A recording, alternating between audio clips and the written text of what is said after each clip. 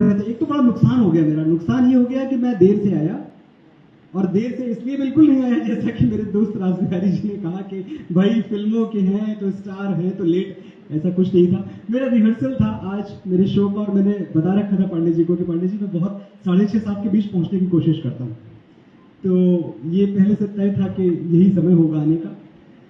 जब मैं गीत सुन रहा था आदरणीय रमेश शर्मा जी के, ये एक बड़े साहित्य की निशानी है कि बात तो ये अपनी कह रहे थे, लेकिन हर पंक्ति में, हर शब्द में मुझे लग रहा था ये तो मेरी कहानी है, ये तो मेरी जिंदगी में गुजरा है, ये तो मुझ पे घटा है। तो शायद जो कनेक्शन बन जाता है वही एक साधारण कलमकार को और एक लेजेंड से, एक बड़े आदमी से अलग करता है। मैं चाहता हूं इन सब के लिए जो पुरोधा बैठे हुए हैं साहित्य, बहुत चुनिंदा कुर्सियां लगी हुई हैं। आमतौर पे क्या है, कुर्सियां बहुत लगती हैं और बड़ी कुर्सियां खाली रह जाती हैं। मुझे ये बात बड़ी अच्छी लगी कि ये एक सिंबॉलिक तौर पे, प्रतीकात्मक तौर पे कह दिया गया था कि भैया अगर गीत समझते हो, शायरी समझते हो, कविता समझते हो तभी आना, वरना बाहर ही रहो, ठीक है, यहाँ बहुत लोग हैं सुनने वाले। अब जितनी कुर्सियां हैं देखिए भर गई हैं, जितनी कुर्सियां हैं, और ये भरी हुई कुर्सियां देख के मुझे और मेरे इन बड़ों को, हम सबको बड़ा अच्छा लगता है। ये भरी हुई कुर्सियां देख के मुझे वही खुशी होती है जो मेडल से भरा हुआ अपना सीना देख के एक फौजी को, एक जवान को होती है, या फसलों से भरा हुआ अपना खेत देख के एक किसान को होती है। तो हमारे तो जीते हुए मेडल भी आप हैं, हमारी बोई हुई फसल भी आप हैं। मैं चाहता हूं एक बार अपने स्वागत में, अपने अभिनंदन में तालियां बजा लें। और जब ये तालियां आप बजाते हैं तो मैं देखता हूं कि बड़े लोग, ऐसे बड़े लोग अक्सर तालियों से अनकंफर्टेबल हो जाते हैं। होना ये चाहिए कि भाई जब आप तालियां सुने तो आप थोड़ा और फूल जाएं, लेकिन रमेश शर्मा जी के चेहरे पे, विष्णु शर्मा जी के चेहरे पे आपको लगेगा कि ये थोड़ा सा अनकंफर्टेबल हो रहे हैं, और उसकी वजह ये है कि इनको पता है कि भाई मेरे लिए तालियां क्यों बजवा रहे हैं, और जिसने मेरा हाथ थाम के मुझसे 4 शब्द लिखवा लिए उसके लिए तालियां बजाओ, तारीफ उसकी। क्योंकि जब तक आप अपनी प्रतिभा के बल पे लिखते हैं, आप साधारण लिखते हैं, ये मेरा तजुर्बा है। एक चीज होती है, अब इन्होंने 700-750 गीत गिनवाए, तो तजुर्बा है, अच्छे लिखे बुरे लिखे, पर एक्सपीरियंस तो है 700-750 गीत और 75 फिल्मों का। और मैंने हमेशा ये देखा है कि जब भी आप ये सोचते हैं कि भाई चलो मुझे लिखना आता है, मेरी प्रैक्टिस है, मैं लिख लेता हूं, तो आप ऐसा वैसा कुछ लिख के निकल जाते हैं। लेकिन बड़ी बात तभी बनती है जब वाकई कोई दैवीय शक्ति आके आपका हाथ थाम ले और आप बांसुरी बन जाए, कोई फूंक दे और संगीत उठ जाता है। एमिली डिकिंसन, आप सबने पढ़ा होगा, एक बहुत बड़ी अमेरिकन पोइटिस थी, बड़ी कवियत्री थी। सब पढ़े लिखे लोग यहां बैठे हैं। तो एमिली हमेशा कहती थी कि poetry is nothing but a dictation by God. तो मुझे लगता है यही परिभाषा है। बाबा तुलसीदास लिखते हैं, कवित्व विवेक एक नहीं मोरे, सत्य कहूं लिख कागद कोरे। तो बाबा तुलसीदास जो युग का महानतम कवि है, उनको भी ये कहने से पहले वो सोचते नहीं है कि भाई मुझे तो मैं लिखना आता है, न शब्दों पे मेरी बहुत ज्यादा बारीक पकड़ है, जो राम ने लिखवाया मैंने लिख दिया।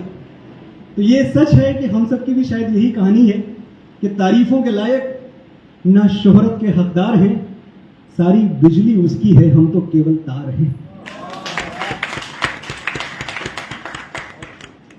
मैं समझता हूं कि डस्ट और डिवाइन जब मिलते हैं तब कविता का जन्म होता है, और तब ऐसी कविता का जन्म होता है जो आपने आज सुनी। हर कविता दुनिया की कर्ण जैसी है, कर्ण की तरह है, और कर्ण का जन्म होने के लिए कुंती की कोख भी चाहिए और सूर्य का रक्त बीज भी चाहिए। कोई फॉर्मूला नहीं है भाई, अच्छी कविता कैसे बनती है, कोई फॉर्मूला नहीं है। जो इतना अच्छा लिख चुके हैं ये भी नहीं बता पाएंगे, आप पूछ लो उनसे कि फॉर्मूला क्या है। लेकिन अमृता प्रीतम ने कहीं लिखा है कि अच्छी कविता की एक शनाख्त है, एक पहचान है कि उसमें बात तो इसी दुनिया की होती है, लेकिन आप ध्यान से देखें, ध्यान से पढ़ें, ध्यान से सुने, तो एक टुकड़ा उसमें आकाश मिल जाता है और एक टुकड़ा पाताल मिल जाता है। तो ये है बड़ी कविता की निशानी जो हमने आज सुनी, आपने आज सुनी। और ये डस्ट एंड डिवाइन का मिलन, ये जितनी बार भी हुआ है, जितनी बार भी ऐसा हुआ है कि मिट्टी से महादेव मिल गए, जितनी बार ऐसा हुआ है कि इंसानी प्रतिभा को कोई दैवीय शक्ति मिल गई, तब तब चमत्कार हुए हैं साहित्य के क्षेत्र में, शब्दों के क्षेत्र में। ऐसा ही चमत्कार जब डस्ट और डिवाइन मिलता है, जब मिट्टी और महादेव मिलते हैं, तब कोई फैज दिखता है, कि मुझसे पहली सी मोहब्बत मेरे महबूब न मान। मैंने समझा था कि तू है तो दरख्शां है हयात, तेरा गम है तो गमे दहर का झगड़ा क्या है, तेरी सूरत से है आलम में बहारों को सवार, तेरी आंखों के सिवा दुनिया में रखा क्या है। तो ये डस्ट एंड डिवाइन के मिलन से पैदा होता है। तब कोई सूरदास लिखता है, मेरो मन अनत कहां सुख पावे, जैसे उड़ जहाज को पंछी फिर जहाज पर आवे, मेरो मन अनत कहां सुख पावे। तब कोई कैफी आजमी लिखता है कि दोस्ती जुर्म, वफा जुर्म, मोहब्बत है गुनाह, ये वो दुनिया है जहां प्यार नहीं हो सकता, कैसे बाजार का दस्तूर तुम्हें समझाऊं, बिक गया जो वो खरीदार नहीं हो सकता। तब कोई कबीर लिखता है, हमन है इश्क मस्ताना, हमन से होशियारी क्या है। तब कोई साहिर लिखता है, ये महलों ये तख्तों ये ताजों की दुनिया, ये इंसान के दुश्मन समाजों की दुनिया, ये दौलत के भूखे रवाजों की दुनिया, ये दुनिया अगर मिल भी जाए तो क्या है। मैं समझता हूं ये चमत्कार जब होता है तो खैर तो बहुत बड़े लोगों के मैंने नाम गिनाए, लेकिन ये चमत्कार हो जाए, डस्ट और डिवाइन का मिलन हो जाए, कोई अदृश्य शक्ति आके आपको छू ले, तो मेरे जैसा मामूली, मेरे जैसा साधारण कलमकार भी लिख देता है कि तेरी मिट्टी में मिल जाऊंगा, गुल बन के मैं खिल जाऊंगा, इतनी सी है दिल की आरज़ू, तेरी नदियों में बह जाऊंगा, तेरे खेतों में लहराऊंगा, इतनी सी है दिल की आरज़ू।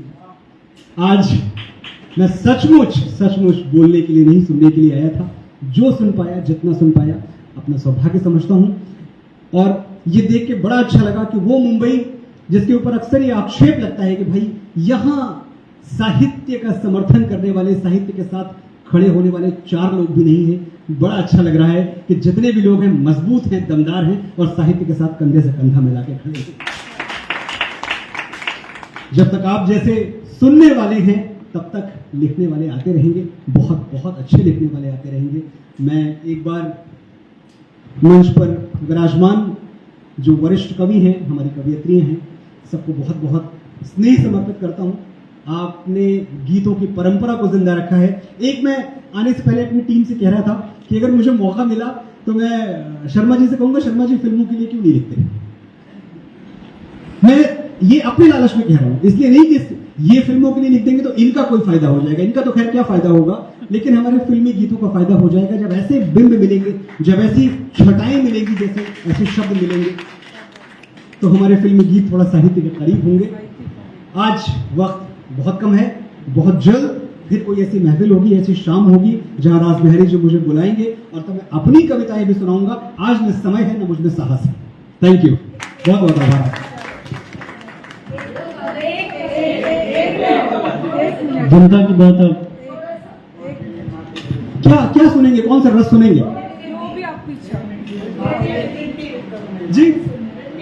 तेरी मिट्टी तो गीत है, अब मैं उसको गा के सुनाता। मैंने जब वो बात शुरू की कि मैं जब शर्मा जी को सुन रहा था तो कैसे इनके शब्दों में मुझे अपने दिन याद आ रहे थे। नया जब मैं मुंबई आया था तो मुझे बारिशें बहुत परेशान करती थी। जब आप बारिश पे गीत गा रहे थे तो मैं सोच रहा था कैसे फटे हुए जूतों में पानी भर जाता था और उन पानी भरे हुए जूतों से छप छप करते हुए जब आप किसी के दफ्तर में दाखिल होते तो सिक्योरिटी गार्ड अक्सर आपको डांट देता कि आपने पूरा हॉल खराब कर दिया, पूरा अपने ऑफिस खराब कर दिया। तो मुझे बारिशों से शिकायत रही है हमेशा, और आज बारिश पे इतना सुंदर गीत सुना, मुझे लग रहा है मेरी शिकायत आपने हमेशा के लिए खत्म कर दी। तब तो विष्णु शर्मा जी, मैं अक्सर कहता था कि ये कह के बादलों से मेरी आंख भर गई, ये कह के बादलों से मेरी आंख भर गई, अब बरसो या न बरसो मेरी प्यास मर गई। जी अच्छा माँ, अच्छा चलिए, यही एक शायद अंतिम चीज होगी आज के लिए। देखो, मैं मानता हूं कि दुनिया में कोई रिश्ता छोटा या बड़ा नहीं होता। ये टेलीविजन पे आपने इतना सुन रखा है ना, फिर भी आपकी फरमाइश है तो चलो। देखो, मैं मानता हूं कि दुनिया में कोई रिश्ता छोटा या बड़ा नहीं होता, लेकिन मेरी मां के बराबर कोई और खड़ा नहीं होता। माथा चूम के मुकद्दर बदल देने का जादू उसी को आता है, और उसी का हाथ है जो थर्मामीटर से भी ज्यादा करेक्ट टेम्परेचर बताता है। मेरे इंतजार में खुली आंखों से बस वही सो सकती है, मेरे दुख में मुझसे ज्यादा बस वही रो सकती है। मैंने रिश्तों की तमाम किताबें पढ़ के देख ली, पहले पन्ने पर मां का ही नाम लिखा था। वो मुझ पे तब से जान देती है जब मैं प्रेगनेंसी स्ट्रिप पर सिर्फ एक लकीर बन के दिखा था। हिसाब लगा के देख लो, दुनिया के हर रिश्ते में कुछ अधूरा आधा निकलेगा। एक मां का प्यार है जो दूसरों से 9 महीने ज्यादा निकलेगा। होता यह है कि ये जो प्यार दूसरों से 9 महीने ज्यादा है, यही हमें सबसे कम नजर आता है। मां इतना हमारे आसपास रहती है कि हम उसे नोटिस करने ही भूल जाते हैं। कई बार मैंने देखा है लोग मां के फोन कॉल का, मां के मैसेज का जवाब 2-2 दिन बाद देते हैं, और मुझे हमेशा शिकायत रहती है कि भाई अगर 2 दिन बाद ही जवाब देना था तो फोन बेच के कबूतर खरीद लो, 2 दिन में तो वो भी उड़ के पहुंच जाएगा। जो हर वक्त आसपास रहता है वो अक्सर नजर नहीं आता। मां के साथ भी यही होता है। पता नहीं कब घर के किसी कमरे में खो जाती है, वो इतना दिखती है कि दिखना बंद हो जाती है। तुमने आखिरी बार उसे आंख भर के कब देखा था? कब उसकी साड़ी या सूट की तारीफ की? कब उसकी चूड़ियों का रंग नोटिस किया? कब उसकी नेल पॉलिश पर अपनी राय दी? आखिरी बार कब कहा था, मां जच रही हो, बहुत प्यारी लग रही हो? तुम क्या समझते हो, उसे सिर्फ तुम्हारा कमरा सजाना और तुम्हारा स्वेटर बुनना अच्छा लगता है? मां भी कभी लड़की थी दोस्त, और हर लड़की की तरह उसे भी तारीफ सुनना अच्छा लगता है। अभी देर नहीं हुई है, जाओ और तुम्हारी मां से खूबसूरत दुनिया की कोई लड़की हो नहीं सकती, ये सच उसे आज और अभी बताओ। बहुत धन्यवाद। कविता की कसौटी पे ये चीजें कहीं नहीं ठहरती हैं। आपने बहुत अच्छे गीत सुने हैं, लेकिन ये संवाद थे जो मैंने आपसे कर लिए। जो छंद चाहिए कविता में, वो शायद उसका जो महानतम स्वरूप है वो आप सुन चुके हैं यहाँ, लेकिन बड़ी विनम्रता के साथ जो मेरे पास था, आपने फरमाइश की, मैंने कह दिया। फिर मिलेंगे और देर तक बतियाएंगे। जय राम जी की।